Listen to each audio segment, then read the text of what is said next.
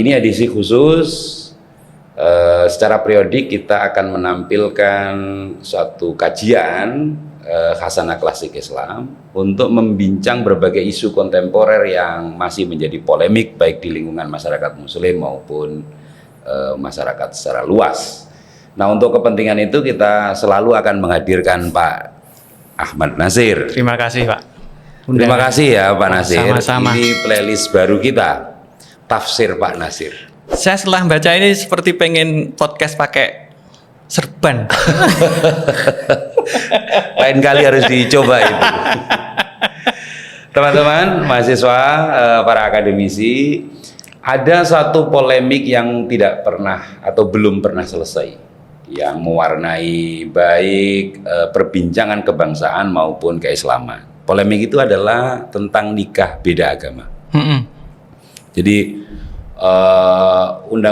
hukum positif di Indonesia masih belum mengizinkan perkawinan beda agama, yang memantik sejumlah perbincangan, polemik, diskusi di lingkungan para ahli agama maupun para ahli hukum positif di Indonesia. Siap. Nah, kali ini kita akan mencoba mencari sarana untuk masuk lebih jauh bagaimana sebenarnya isu pernikahan beda agama dalam pengalaman generasi pertama Muslim.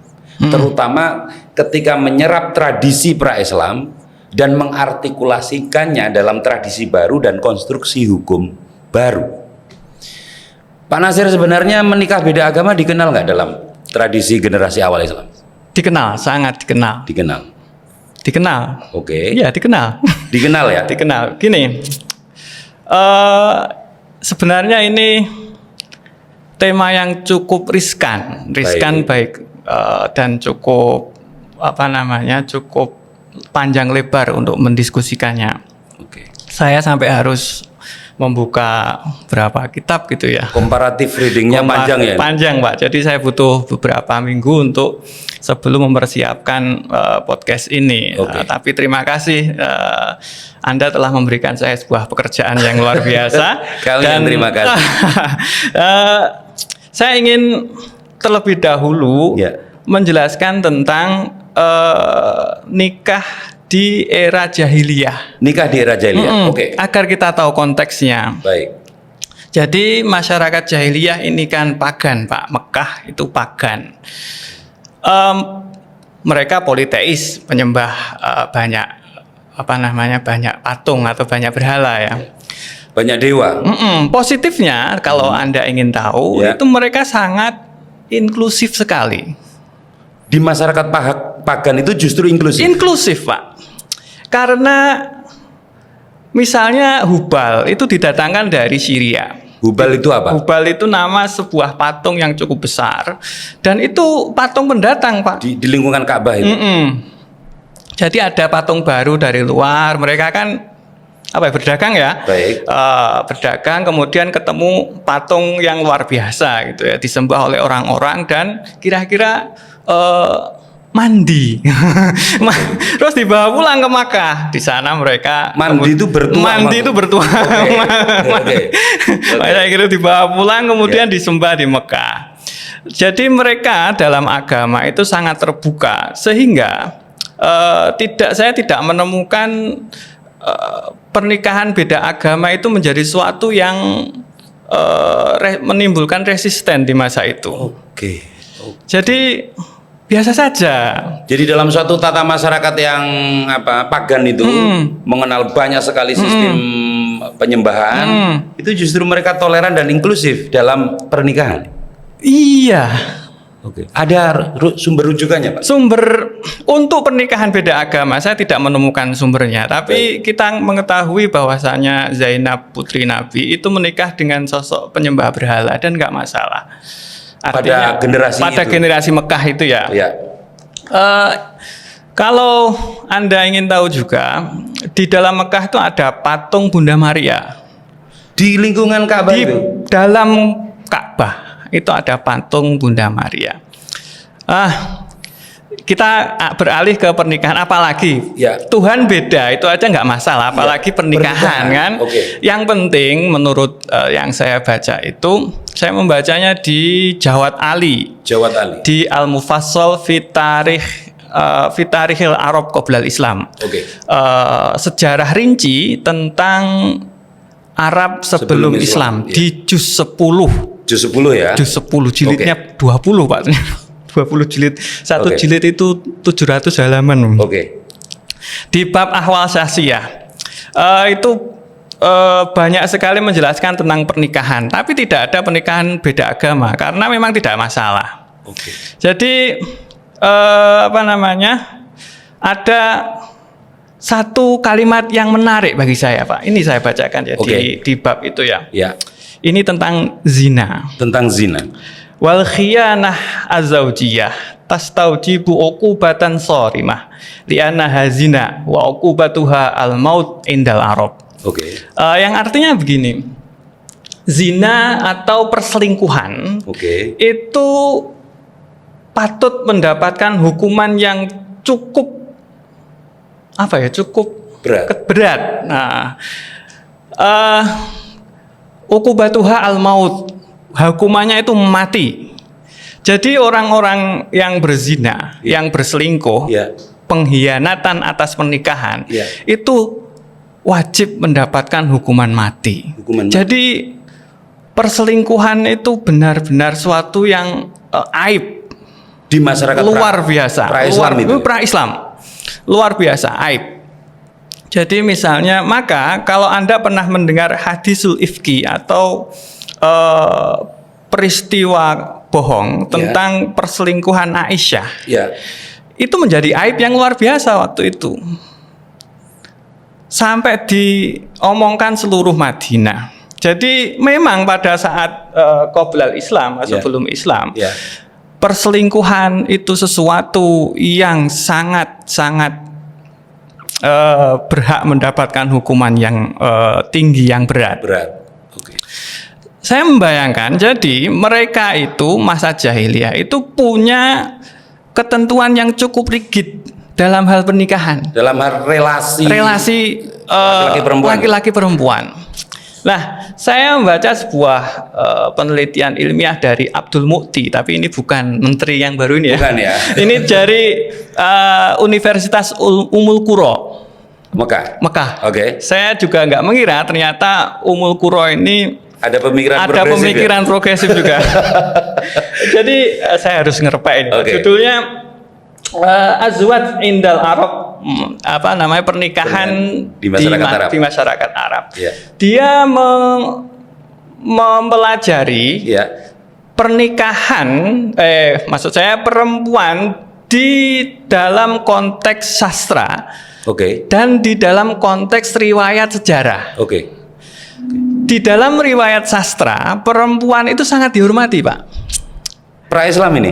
Pra-Islam ya. Kita masih bilang pra-Islam ya. Santai Pak ya. Entah nanti 2 jam atau 3. Jadi misalnya Al-Khonsa, ada seorang perempuan namanya Khonsa. Yang artinya hidungnya pesek. Ya maaf ya, agak bully. Dia itu penyair handal, legendaris di masa jahiliyah. Setiap pagi di hari-hari tertentu gitu di pasar Ukas, pasar yang cukup ramai di Mekah, itu dia membacakan puisi seperti W.S. Rendra gitu Pak ya. Jadi puisinya luar biasa dan dia perempuan dan dia sangat dihormati. Nah, ini berbeda wajah perempuan di riwayat sejarah. Perempuan itu di masa jahiliyah mendapatkan, ini konteksnya konteksnya perempuan di riwayat sejarah di era pra-Islam itu mendapatkan posisi yang tidak mengenakan lah. Contohnya ada nikah badal. Nikah badal itu swinger. Apa jenenge? Pertukaran pasangan dan itu tanpa mahar. Dan kemudian pernikahan istibdo. Istibdo itu saya ingin punya keturunan yang keren. Maka saya mengambil air mani spermanya siapa gitu, tokoh terkenal dan kemudian untuk dipenetrasi ke rahim istri saya gitu misalnya ya. Istibdo. Saya membaca Nawal Sa'dawi di Ya. bukunya Patriarki. Ya.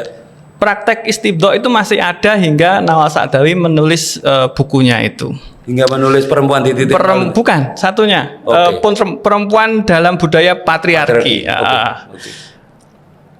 Jadi ada seorang yang sowan kepada seorang syaikh, kemudian maninya syekh ini, mohon maaf ya, Ya. ini ditaruh di kain gitu, Oke. kemudian dibawa pulang oleh keluarga itu dan entah diapakan gitu. Yang penting begitulah Pak ya. Dan itu Tradisi itu masih ditemukan masih ditemukan sampai periode kontemporer ini. istibdo yang diriwayatkan oleh dicatat oleh Nawal Nawal. Sa'dawi. Oke. Dan banyak yang lainnya. Tapi ada komentar yang menarik dari Abdul Mu'ti ini. Oke. Pernikahan-pernikahan yang memarginalisasi perempuan, Ya. yang terlihat memarginalisasi perempuan, Ya. itu hanya di wilayah tertentu saja. Tidak di seluruh masyarakat Arab, enggak. Wilayah itu maksudnya geografis, Geografis ya. Jadi hanya sedikit aja praktek-praktek pernikahan yang mendiskreditkan perempuan. termasuk badal dan Iya, termasuk nikah sigor, nikah zianah dan lain sebagainya. Saya mencatat di sini ada banyak. Ya. Tapi nggak perlu lah, yang penting Ya. itu.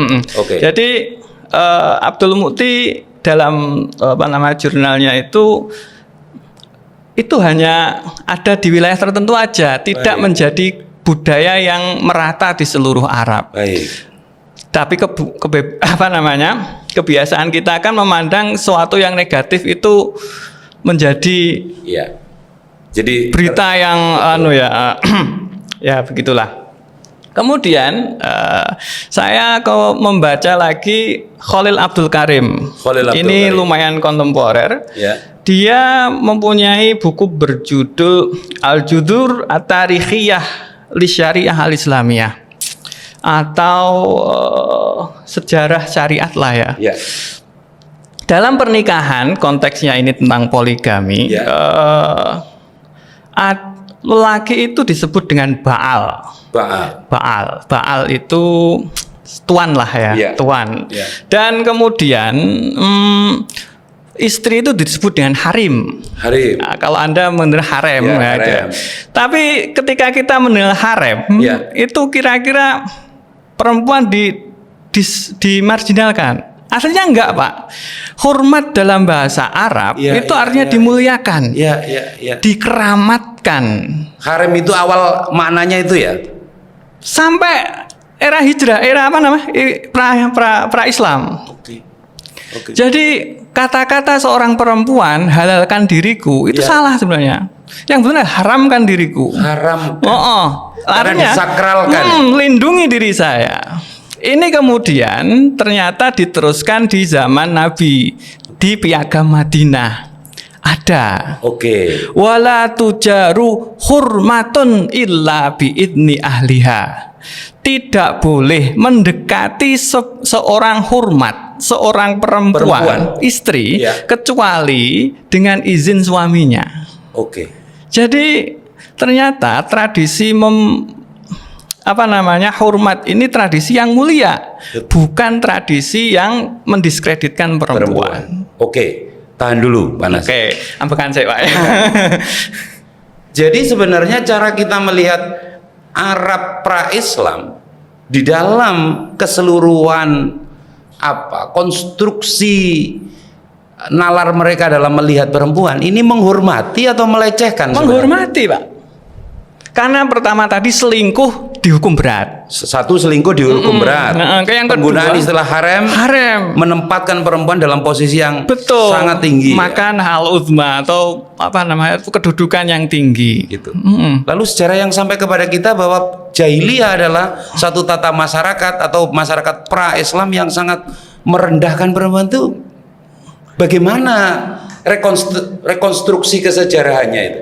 Ya, ini saya baca sejarahnya begitu, Pak, masalahnya. Jadi Oke. mereka butuh juru bicara. Baik.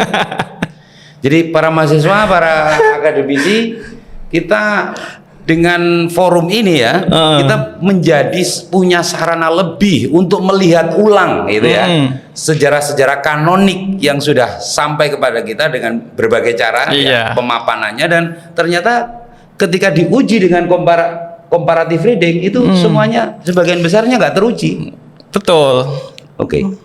Terucutnya di bagian ini pengalaman relasi perempuan laki-laki terutama dalam perkawinan pra-Islam itu sebenarnya sudah memiliki tata nilai yang kokoh atau tidak punya tata nilai? Sudah ada tatanan yang kokoh, cuma ada sebagian besar dilanjutkan oleh Nabi Muhammad dan ada yang dihentikan. Misalnya nikah badal dihentikan, nikah mut'ah, kontrak itu dihentikan. Kemudian istibdo itu juga dilarang. Tapi nikah beda agama di masa awal itu belum. Sampai kemudian Nabi hijrah ke Madinah. Oke. Saya kerucutkan Pak Nasir ya. Oke. Berarti kehidupan Arab pra-Islam, bahkan ketika Islam tapi masih periode Mekah, pernikahan beda agama adalah sesuatu yang lazim, yang biasa, boleh. Bahkan putri Nabi pun nikah beda agama. Betul. Zainab ya? Iya, Zainab. Pak. Oke. Nah, pertanyaannya, sejak kapan dan dalam konteks seperti apa Islam yang datang kemudian itu melarang perkawinan? Oke, Pak. Untuk menjawabnya saya harus membuka tafsir. Baik. Tafsir surat Al-Baqarah ayat 221. Oke, surat Al-Baqarah 221. Wala tangkihul musyrikat hatta yu'min wala amatum mu'minatun khairum mim musyrikah walau a'jabatkum ila akhiril ayah. Ayat itu surat Al-Baqarah. Itu Al-Baqarah ya? Al-Baqarah, Pak. Ini menjadi garis, perlu digaris bawahi ya. Itu surat Al-Baqarah. Baik. Gila ya? Ya. Saya membaca tafsir Tobari. Tafsir Tobari kan hobi menggelar aneka ragam pendapat para cendekiawan saat itu. Paling tidak ada 3 pendapat dalam hal ini. Yang pertama, ayat ini itu inkrah sampai diturunkan surat Al-Maidah ayat 5. Al-Maidah ayat 5 itu wal musonatu minal ladzina utul kitab. Potongan ayatnya begitu. Dihalalkan bagi kamu wahai orang-orang mukmin itu untuk menikah para muhsonat. Muhsonat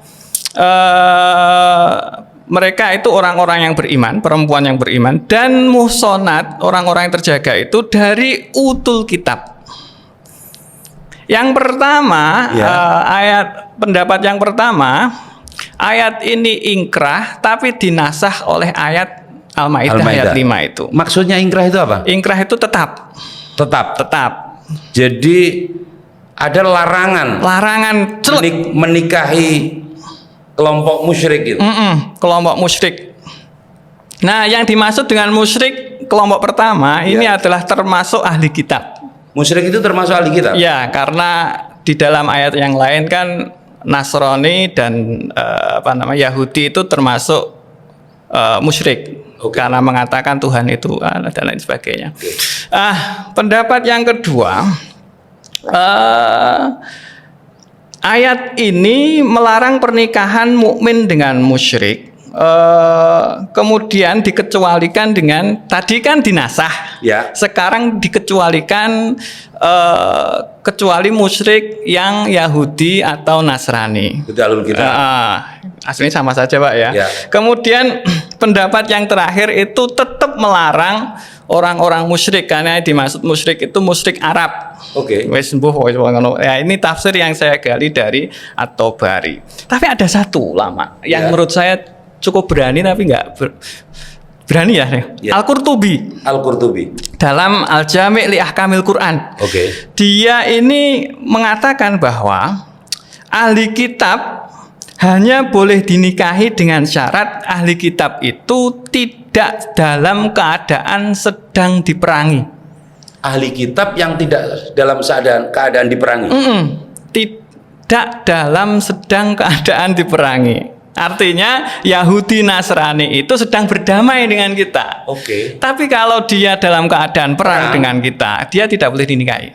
Jadi ada ilat, ada syaratnya di situ. Iya.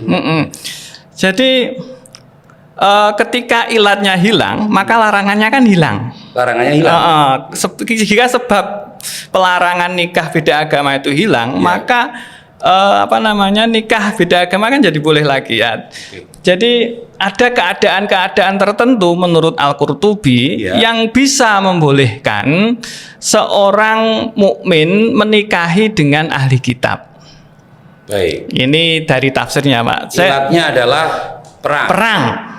Ini kalau menarik. situasi damai, maka larangan itu tidak berlaku. Tidak berlaku. Kalau situasi perang berlaku. Oke. Lanjut Pak ya. Oke. Nah, ini analisis sejarah. Oke. Saya menggali ilmu dari Abid Al-Jabiri. Dari Fahmul Quran Al-Hakim. Oke. 3 jilid ketiga. Ya. Al-Baqarah itu surat yang pertama kali turun setelah Nabi Muhammad hijrah ke Madinah. Oke. Ya kan? Ini mirip dengan podcast kita yang lalu. Sebelumnya. Masih ada hubungannya dengan itu. Oke. Jadi posisi Nabi Muhammad pada waktu itu adalah sedang membangun sebuah bangsa baru, umat yang baru. Maka umat yang baru ini membutuhkan sebuah identitas yang kokoh. Siap. Identitas yang kokoh ini mempunyai beberapa macam tantangan dari eksternal, tantangan dari internal. Internal itu eksternal dulu ya. Eksternal itu dari musyrik Quraisy. Oke. Yang internal itu dari orang-orang yang menyepakati dengan Piagam Madinah itu sendiri. Orang-orang yang bertanda tangan di Piagam Madinah itu. Oke. Ya. Jadi banyak cendekiawan kronologis Al-Quran itu mengurutkan Al-Baqarah ini turun setelah Nabi Muhammad hijrah. Ini surat pertama ya, ayat pertama ya. Oke. Mulai dari 0 DK, kemudian Izzat Darwajah, semuanya itu Al-Baqarah turun setelah Nabi Muhammad hijrah. Oke. Itulah intinya. Nah, Nabi Muhammad hijrah ke Madinah, kemudian membangun sebuah komunitas yang baru. Dia berusaha mengajak orang-orang ahli kitab ini untuk mengambil hati orang-orang Yahudi, orang-orang Nasrani. Salah satu caranya adalah sholat menghadap ke Baitul Maqdis atau menghadap ke utara. Tapi cara itu kemudian dinilai Nabi Muhammad gagal.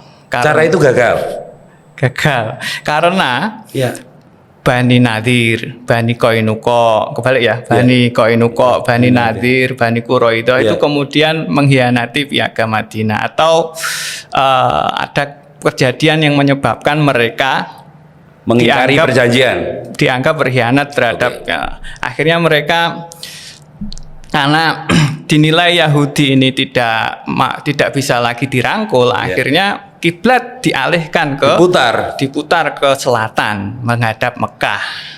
Maka muncul surat Al-Baqarah yang juz 2 awal itu, sayaqulus sufaha minal ladzi dan lain sebagainya itu. Nah, kemudian dalam rangka menjaga ini di luar konteks pernikahan ya. Berikan saya waktu untuk menjelaskan. Siap. Kemudian agar tidak terjadi spionase. Agar terjadi kestabilan negara. Agar tidak ada yang menguping rahasia negara. Turunlah pernikahan turun ayat melarang orang-orang mukmin untuk menikahi orang-orang musyrik. Seperti tersebut dalam surat Al-Baqarah itu tadi. Ini adalah sababun nuzul makro. Mikronya itu ada orang sahabat Nabi ini menghukum budaknya. Ibnu Rawahah itu menghukum budaknya, kemudian datang ke Nabi. Kamu kenapa? Saya menghukum si A. Dia kenapa? Dia ini kebanyakan sholat. Kakean poso akhirnya tandang gawe. Wah, kalau itu budak saya akan merdekakan dan saya akan nikahi. Akhirnya sama Ibnu Rawahah itu budak itu dibebaskan dan dia nikahi, dan akhirnya turunlah ayat ini bahwasanya orang mukmin yang budak perempuan yang mukmin itu lebih baik daripada perempuan yang merdeka tapi musyrik. Nah, ini adalah sababun nuzul mikronya. Ketika kita zoom in ketika kita zoom out, maka ada kepentingan yang luar biasa di sana, memproteksi ummah wahidah ini. Nah, ini adalah sebuah analisis sejarah yang saya gali ya. Jadi Nabi Muhammad memang berusaha sangat keras untuk membangun sebuah stabilitas negara, termasuk dalam area pernikahan. Kita perlu juga mengingat bahwasanya Nabi Muhammad, kaum mukmin ketika di Mekah itu mendapatkan hisor atau pemboikotan. Salah satu catatan dalam pemboikotan itu tidak boleh orang-orang Mekah menikahi keturunan Nabi kelompok Nabi Muhammad itu loh, Bani Hashim. Tidak boleh berdagang dengannya, tidak boleh menikahi perempuan-perempuan mereka. Ternyata ini menjadi sebuah proteksi bagi orang-orang Mekah, komunitas Mekah pra-hijrah itu untuk diproteksi dari umat Islam, umat mukmin yang baru ini. Jadi ini salah satu proteksi tradisi Arab, Pak, mungkin. Berarti saling merespon ya. Komunitas Quraisy dengan umatan wahidah di Madinah ini saling sama-sama membangun suatu piranti baru perkawinan sudah periode Hijriah dong. Di Quraisy ada tren tidak boleh menikahi Bani Hashim. Sementara di Madinah ada tren tidak boleh menikahi perempuan musyrik. Itu sebelum hijrah ada pemboikotan kan selama 3 tahun. Kita selalu mendengar itu. Kita selesai di dalam bab tafsir ini. Jadi kalau dilacak pada alasan turunnya ayat, yang Pak Nasir sudah bilang ada alasan makronya adalah soal stabilitas, memproteksi umatan wahidah di Madinah, gitu ya. Terus mengeliminasi seminimal mungkin peluang disepionase melalui jalur perkawinan, gitu ya. Itu konteks makronya, alasan makronya. Alasan mikronya kisah tentang pemmerdekaan budak perempuan itu tadi misalnya. Politik sekali dong alasan ini. Logika sejarah begitu. Logika ketika kita memikirkan, merenungkan bahwasanya ini turun pada saat ini. Mau gimana lagi? Dengan begitu, seluruh tradisi yang diterima komunitas awal Islam di Mekah yang membolehkan pernikahan beda agama sejak periode Hijriah ini sudah tidak terjadi lagi perkawinan beda agama itu. Ada, nanti saya ini ya, ini praktek-prakteknya saya catat di sini, Pak. Kita mulai dari pernikahan yang dianggap beda agama, yaitu yang dilakukan Nabi Muhammad sendiri. Yang dilakukan yang dianggap beda agama yang dianggap beda, ingat yang dianggap beda agama, yang dilakukan oleh Nabi Muhammad sendiri. Yang pertama adalah ada Sofiyah binti Huyai. Sofiyah binti Huyai ini anaknya Huyai bin Akhtab. Dia penggede Bani Quraidah yang ikut dieksekusi di masa setelah perang Khandaq. Oke. Jadi ayahnya, mertuanya Nabi ini ikut menjadi korban Ya karena politik lah ya. Ya. Sofiyah binti Huyai ini Yahudi. Sofiah ini. Dia ditemukan di Khoibar. Oke. Ditemukan maksudnya. Ya ditemukan. Dia ditemukan. Ini umurnya 17 tahun, Pak. Khoyah ini. Sofiah ini. Sofiyah ini. Sangke cantiknya Aisyah sampai cemburu, Pak. Ada riwayat itu ya? Ada riwayat itu. Jadi Ummu Salamah yang menjadi saksi pertama menyaksikan Sofiyah itu innaha dzarifah. Dia sangat imut. Serius saya baru mengenal kata dzarifah ya gara-gara sampean ini. Dzarifah itu artinya Innaha dzarifah. Ya, dzarifah imut sekali sampai kemudian saya kembalikan ya, dia ditemukan oleh Bilal bin Rabah, kemudian dipertemukan dengan Nabi Muhammad kersa napa mboten. Beliau kersa, kemudian dibawa pulang. Belum sampai ke Madinah, Sofiyah dinikahi oleh Nabi. Masih di tenda gitu, masih ya, dalam perjalanan di tenda, kemudian dinikahi di situ dengan walimah roti apa gitu. Dengan Nabi Muhammad bagi-bagian roti, saya menikah dengan Sofiyah. Sampai rumah, kemudian saya sebenarnya dari dulu itu ingin menemukan Sofiyah ini sebenarnya masuk Islam enggak?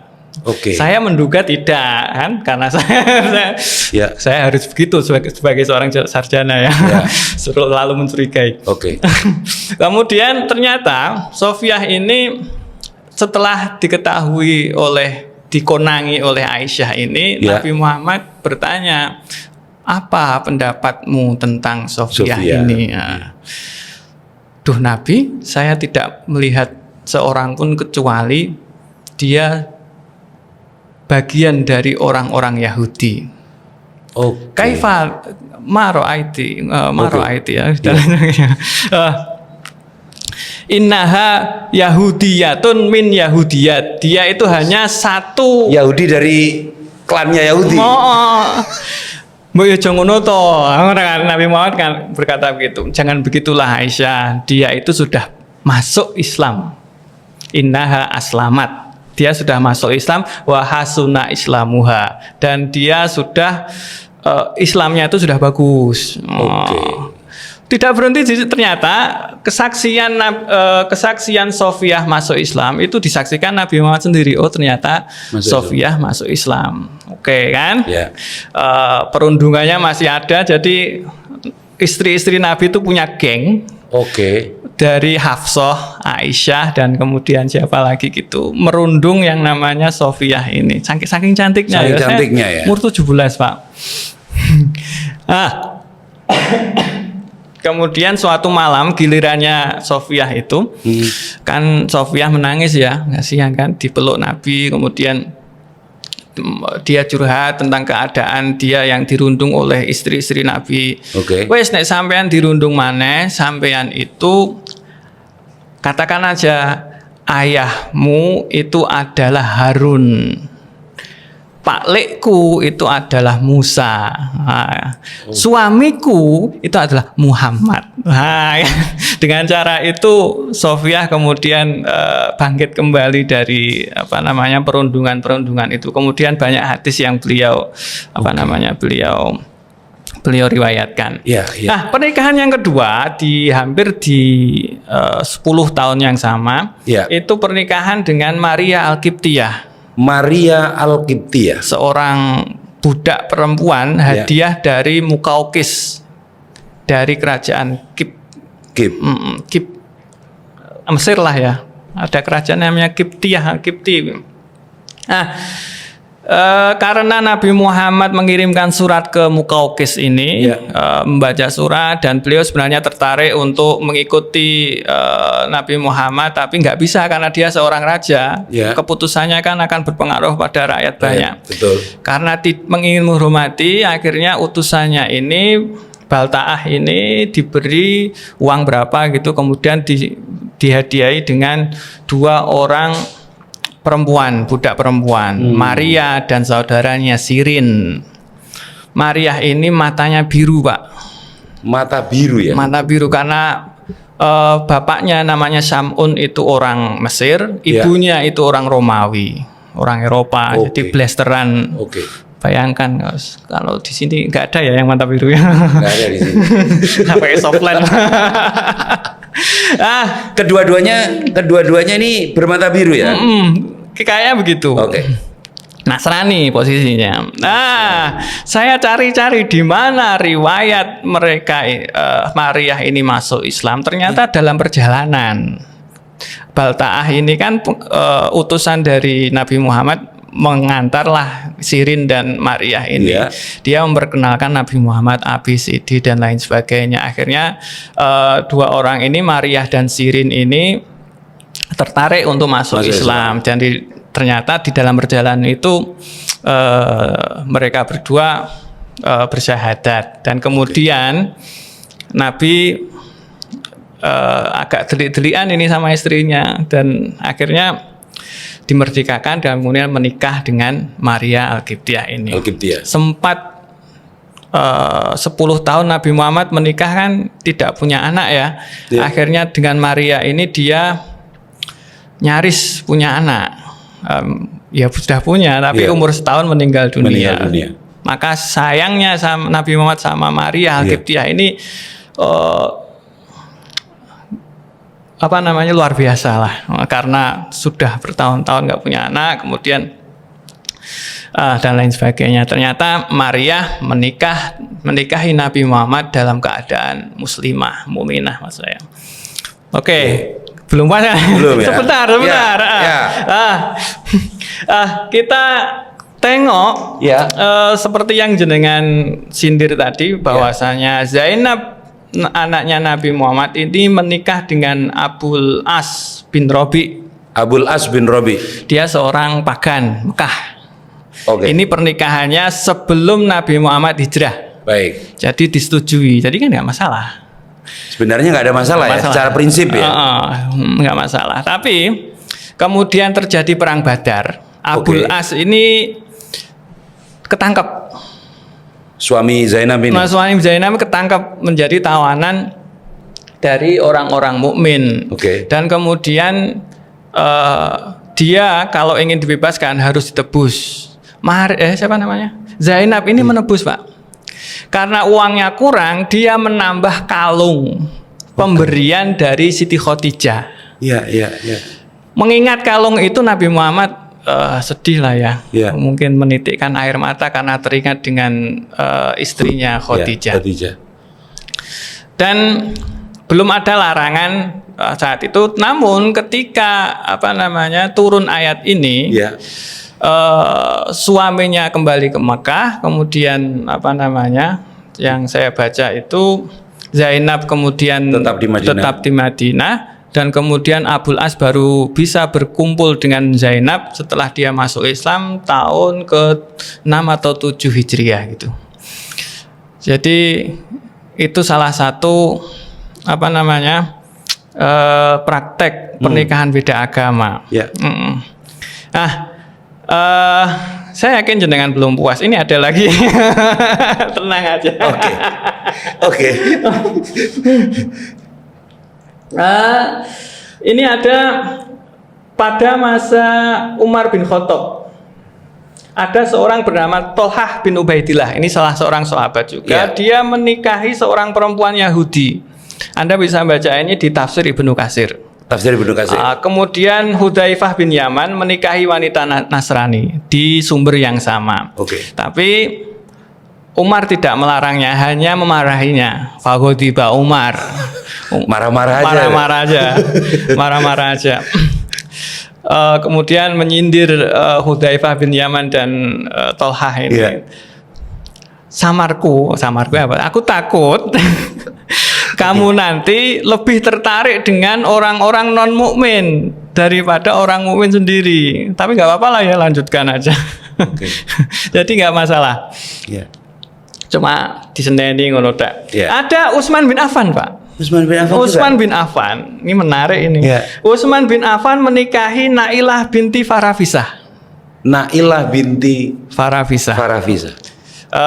Ini Anda bisa membacanya di Tarikh Khalifah bin Khoyat, Tarikh bin Ibnu Khoyat. Ibnu Jadi Utsman bin Affan ini menikahi Nailah binti Farafisah dalam keadaan Nasrani dan tidak ada masalah. Tidak ada masalah. Nailah binti Farafisah dalam sejarah Ya. itu sangat legendaris, Pak. Legendaris ya tokoh ini.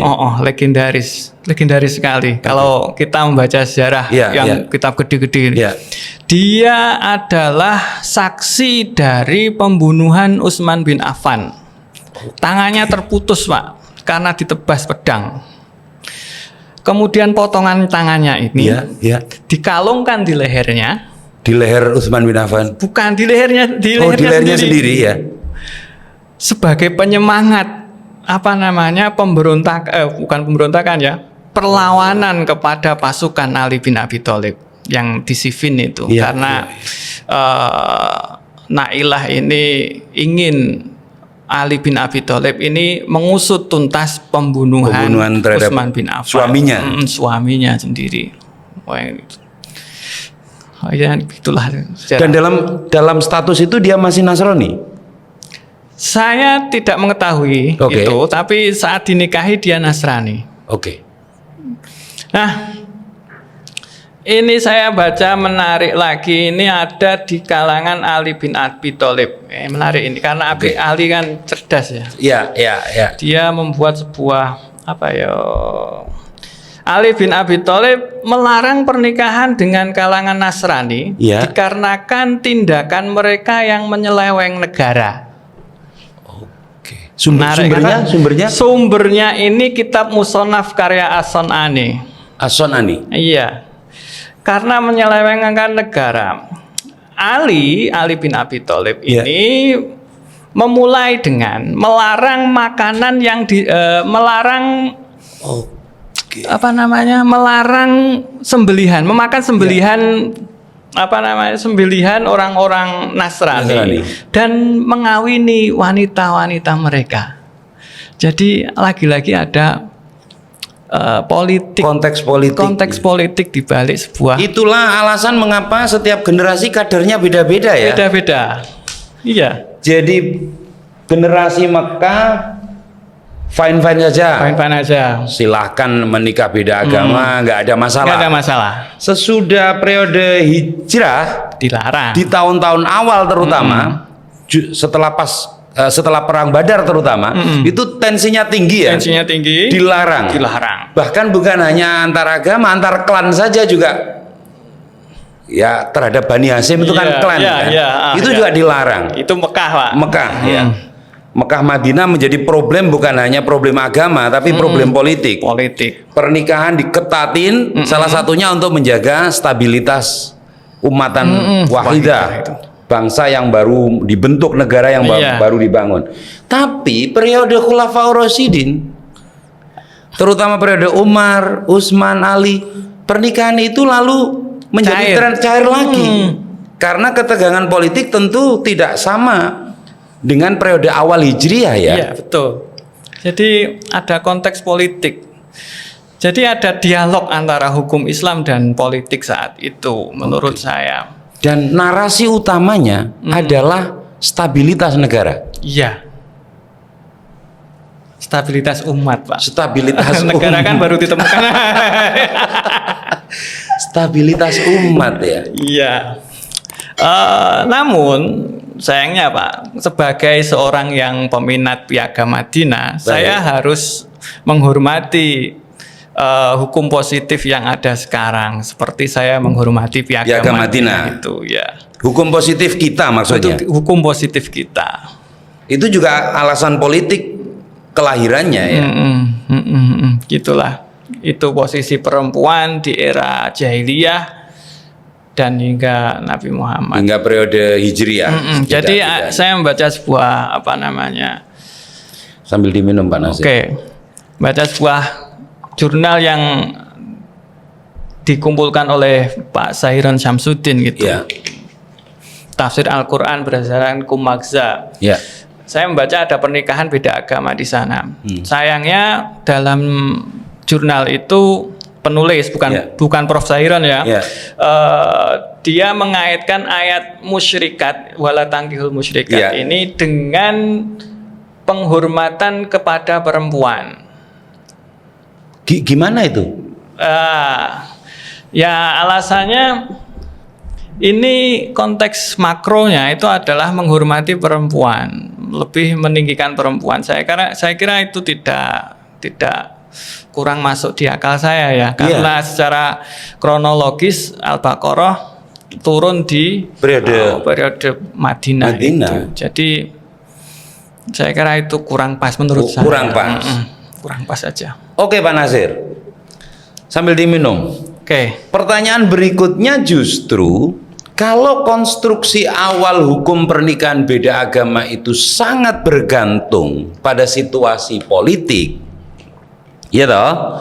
Situasi Madinah berbeda dengan periode awal hijrah, berbeda dengan periode sahabat dan seterusnya. Lalu konstruksi umum hukum Islam sesudah periode ini tuh membakukannya seperti apa? Masih mengikuti periode politik ini? Maksud saya masih dominan diwarnai oleh nuansa politik ini atau kembali kepada periode Mekah? Kalau pernikahan itu adalah Muslim kalau pernikahan itu adalah Muslim dengan musyrik, banyak orang yang mengatakan ini tetap seperti pengharaman pada periode Hijriah. Saya seperti pengharaman yang Allah haramkan kepada kita lah ya, mengharamkan darah dan lain sebagainya kan. Artinya ini dogmatis. Ini bagian dari dogmatis. Maksudnya hingga sekarang yang saya baca, peraturan pengharaman orang-orang Islam kepada orang-orang menikahi orang musyrik itu peraturan yang dogmatik, tidak bisa berubah, tidak bisa ditawar. Sepertinya begitu. Nah, tapi untuk menikahi perempuan ahlul kitab ini menjadi perselisihan di lingkungan ulama hingga sekarang. Saya berandai-andai saja. Berandai-andai kan boleh Pak ya, berimajinasi kok. Al-Quran itu kan berdialog dengan kebudayaan, berdialog dengan sosial masyarakat dan lain sebagainya. Maka apabila Al-Quran turun di masa sekarang, apakah Allah tetap melarang pernikahan Muslim dengan orang-orang pagan itu? Saya mengimajinasikannya dengan kayaknya kok berubah Pak. Ini hanya imajinasi saya. Itu kan hanya imajinasi. Hanya imajinasi. Tapi saya. Apa boleh buat konstruksi hukum Islam secara umum tetap mengharamkan perkawinan Muslim terhadap mereka yang dikategori sebagai musyrik. Pertanyaannya adalah siapa musyrik ini dalam konteks kesejarahan, baik kesejarahan pra-hijrah maupun sesudah hijrah? Secara lebih gampang, musyrik itu yang menyekutukan Tuhan. Gitu aja sih Pak. Menyekutukan Tuhan atau menyembah dua Tuhan. Namun ini juga masuk sebuah kesulitan manakala kita membaca lagi ayat misalnya wa ma na'buduhum illa liyuqarribuna ilallahi zulfa. Ini kesaksian dari ayat Al-Qur'an sendiri bahwasanya orang-orang Mekah yang musyrik itu menyembah berhala. Itu tidak menyembah mereka. Tapi untuk mendekatkan kepada Allah lebih dekat lagi. Jadi kalau dipikir mendalam, musyrik itu juga penuh dengan perdebatan lagi pada akhirnya. Itu juga selain konsep yang sangat karet ya, konsep yang bisa menstigma siapa saja, tapi juga konsep yang tidak akan sulit ditemukan fakta kesejarahannya dalam kehidupan pra-Islam. Karena secara faktual mereka mengenal Tuhan yang tunggal. Tapi ya gimana lagi? Apakah benar-benar tentang politik ini semua? Pertanyaannya adalah istilah musyrik itu akar katanya Bagaimana? Syaroka, Pak. Teman. Teman. Artinya Enggak, maksud saya akar penggunaannya dalam konsep generasi pertama. akar maksudnya? Istilah ini kan tidak tiba-tiba muncul. Pasti kan punya konteks. Ya. Gitu. Nah, konteks penggunaannya itu untuk menyebut siapa? Musyrikul Arab. Musyrikul Arab. Saya baca di Tobar ini musyrikul Arab, yang dimaksud dengan musyrikin di situ, musyrikat di situ adalah musyrikul Arab. Siapa mereka? Lah, orang-orang pagan yang ada di Arab gitu. Apakah kelompok Quraisy masuk dalam kategori musyrikul Arab? Yang menyembah berhala tentunya. Apakah ada masyarakat Islam Arab pra-Islam penyembah berhala? Kalau dilihat sejarah, Ya. ada penyembahan kepada asnam atau berhala-berhala. Nah, itu yang bisa dipastikan sebagai sebuah tradisi musyrik. Jadi mohon tidak menggiring saya ke saya tahu. Ini hanya sejarahnya saja, Pak. Jadi ada dialog dengan politik saat itu ya.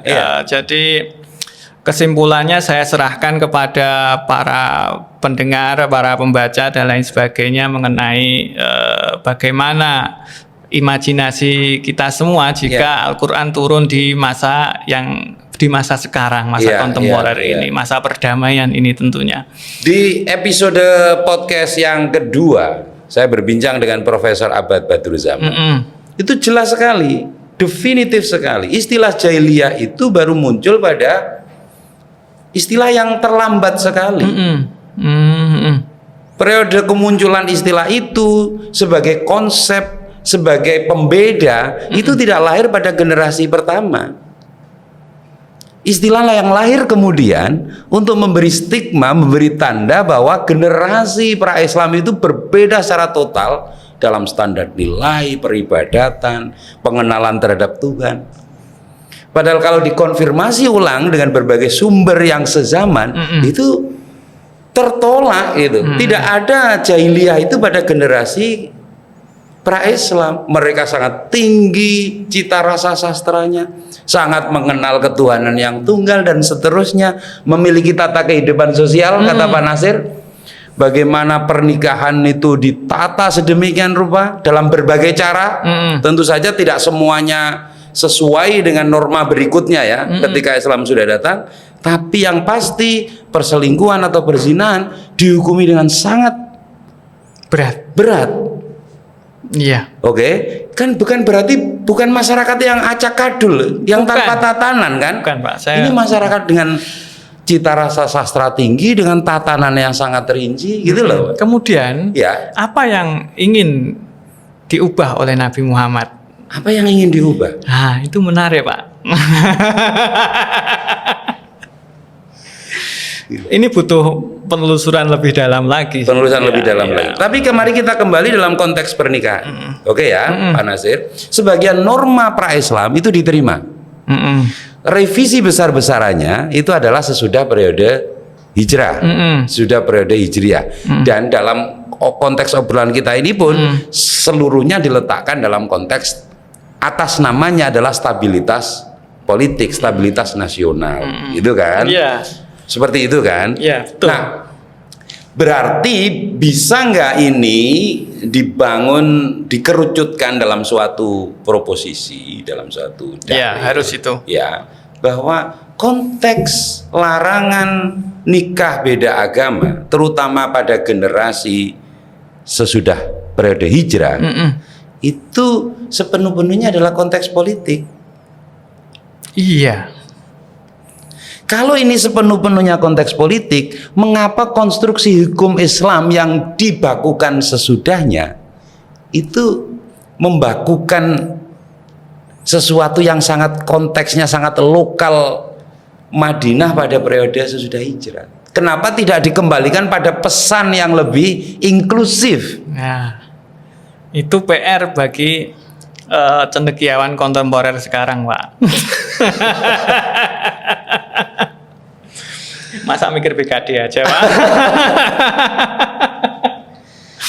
Ya. Ini pertanyaan hampir penghujung ini. Iya, harus penghujung ini. Pelarangan terhadap nikah beda agama, Mm-mm. terutama bagi Muslim terhadap yang musyrik, Mm-mm. ya. Ini pertanyaan penghujung dan ya dalam rangkanya tentu saja dalam rangka mencari jawaban yang lebih. Menurut Pak Nasir, itu konstruksi yang egaliter inklusif atau justru periode Madinah itu membangun suatu pancang ya, suatu ini ya, suatu pondasi untuk membawa ke tata masyarakat yang lebih eksklusif. Yang kedua, Pak. Yang kedua. Saya setuju yang kedua. Ada seorang peneliti juga yang mengatakan demikian. Ya. Bahwa Nabi Muhammad di era Madinah itu terasa lebih tegas, kuat, dan eksklusif. Lebih eksklusif. Ada. Karena kan beliau sudah punya kekuasaan, punya tentara dan lain sebagainya. Jadi orang punya kekuasaan itu akan lebih eksklusif. Iya, ya begitulah. Ya, dari hasil sejarah yang saya baca begitu, Pak. Ya. Karena ini kebutuhan pada waktu itu. Kebutuhan politik. Kebutuhan politik dan identitas. Kebutuhan politik, identitas, menjaga kemapanan, tatanan, tidak ingin rahasia-rahasia negara itu bocor melalui jalur-jalur perkawinan antar klan dan seterusnya ya. Ya, tidak bisa dipungkiri bahwasanya Al-Quran itu turun karena ada situasi politik yang membutuhkan untuk itu. Oke Pak Nasir, mohon kerucutkan. Kalau kita melihat konstruksi hukum Islam saat ini, apa perkawinan beda agama yang dibolehkan dan apa yang tidak? Sampai di era kontemporer ini. Sampai di era kontemporer ini saya sudah mengatakan tadi ya. Nikah kepada musyrik, entah itu perdebatan artinya atau tidak. Sementara kita belum firm loh, musyrik itu apa dan siapa. Makanya saya mengatakan entah itu artinya bagaimana, itu secara dogmatis dilarang. Secara dogmatis dilarang. Tapi kalau nikah orang Muslim dengan ahli kitab, Nasrani atau Yahudi. Ini dalam perdebatan. Dalam perdebatan. Ada yang membolehkan, ada yang melarang. Terutama laki-laki Muslim terhadap perempuan ahli kitab. Ini konteksnya, saya dari tadi konteksnya adalah pernikahan beda agama di era awal Islam. Ya. Mohon maaf saya belum membaca sarjana-sarjana kontemporer, Yusuf Qaradawi misalnya, Hasan Rifat atau bagaimana, Farid Esak atau Joseph Scan yang juga karya tentang sejarah hukum Islam. Saya belum sampai ke sana. Saya baru sampai kepada sejarah pernikahan beda agama di era awal Islam. Gitu Pak. Makkah dan Madinah. Makkah masih mewarisi semangat pra-Islam yang inklusif, toleran. Ketika pindah ke Madinah dengan berbagai alasan politik dan stabilitas nasional menjadi jauh lebih eksklusif. Iya, mohon lebih maaf, tertutup. Seperti itu. Bukan hanya antar agama, tapi juga antar klan itu juga dijaga gitu. Tapi ada kasus-kasus pengecualian, termasuk pernikahannya Kanjeng Nabi terhadap sejumlah perempuan non Muslim dan pernikahan-pernikahan sahabat ya. Oh iya, Hudzaifah fil Yaman, Thalhah bin Ubaidillah dan Utsman bin Affan. Ya begitu Pak, penelusuran saya sementara ini. Luar biasa ya. Jadi di episode sebelumnya saya mendesak Pak Nasir untuk menjawab konsep tentang Ummah wahidah. Ummah wahidah itu juga konsep kebangsaan. Lalu para pengkhianat yang distigma sebagai apa? Dengan istilah munafik. Konsep munafik itu juga konsep yang lebih diletakkan dalam konteks politik. Begitu juga soal pernikahan. Iya. Ini generasi yang sedang membangun identitas sangat serius. Sangat serius Pak. Di Mekah. Ya begitu. Semoga jenengan mendapatkan pencerahan baru. Iya. Jadi para mahasiswa, para sarjana, para akademisi, diskusi kita ini sesungguhnya ya untuk mengawali suatu proyek kita sendiri, intelektual kita sendiri, untuk melihat kembali bagaimana konstruksi atau pengalaman kesejarahan generasi awal Islam untuk mencecap pengalaman lebih baik di dalam rangka merespon situasi-situasi kontemporer. Salah satunya adalah konteks perkawinan atau pernikahan beda agama. Apa terhadap hukum positif kita harus bagaimana hari ini? Terhadap hukum positif kita harus menghormati, Pak. Bukankah begitu, Pak? Bahwa fakta itu melahirkan banyak sekali korban. Iya. Banyak sekali korban. Lalu asasnya bertentangan dengan norma hak asasi manusia karena HAM memandatkan negara harus memberi jaminan bahwa siapa saja dengan latar agama apa saja untuk membentuk melangsungkan perkawinan. Saya juga membaca karyanya Baso saat jadi Komnas HAM itu ya, nikah beda agama itu ya. Dalam hal ini konteksnya adalah kita menghormati hukum positif. Kalau ingin mengubah, kita sudah disediakan jalur menuju ke sana, entah lewat Mahkamah Konstitusi atau DPR dan lain sebagainya. Tapi Pak Nasir kan tahu melakukan judicial review atau mengubah perundang-undangan itu kan sama dengan menghadapi mayoritarianisme yang tidak mau berubah dari konstruksi awal yang mengharamkan perkawinan Muslim dan kelompok musyrik. Betapapun teman-teman para sarjana, apa konsep musyrik itu sampai sekarang saya belum mendapat jawaban yang memuaskan. Ya, karena saya belum mengzoom in tentang konsep itu musyrik itu ya. Jadi pelan-pelan saja Pak Nasir. Pelan-pelan. Jadi musyrik dalam saat itu adalah musuhnya siapa? Musuhnya adalah kafir Quraisy. Gitu aja. Itu saja. Kalau kita konsisten kepada makna zamannya, berarti kan konteksnya hanya Quraisy. Iya. Arab. Asli, dia kan musyrikul Arab. Musyrikul Arab. Nah itu dia sebenarnya. Kalau kesini, kalau kita bersikap tekstualis kan, boleh saja. Makanya saya pakai kopiah ini.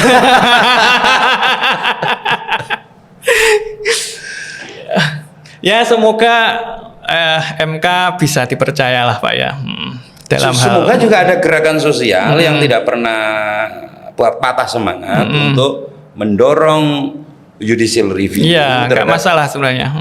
Undang-undang perkawinan yang sangat-sangat diskriminatif bertentangan melawan norma-norma hak asasi manusia, terutama terkait dengan perlindungan hak setiap orang untuk membentuk keluarganya, memberlangsungkan perkawinan tanpa. Dulu sempat bebas, sekarang sudah agak ketat lagi sepertinya ya. Ya bangsa ini terus harus berjuang untuk menciptakan suatu tatanan yang lebih adil. Ada solusinya sebenarnya Pak, Islam KTP saja. Ya itu bukan solusi kalau perdebatannya soal identitas. Itu soal identitas sangat serius kalau KTP itu gitu. Tapi apapun itu Pak Nasir, masukan-masukan, perspektif, comparative reading yang Pak Nasir lakukan sangat membantu kita untuk melihat lebih jernih bagaimana perubahan-perubahan konstruksi hukum itu terjadi di periode awal Islam. Itu harus jadi tulisan Pak Nasir. Insya Allah Pak. Itu. Kalau nanti kolaboratif ya kita lakukan bersama-sama. Oke. Siap. Sudah ada konsepnya yang saya simpan. Terima kasih Pak Sama-sama Pak. Kita ketemu edisi berikutnya di Tafsir Pak Nasir. Oh, ya.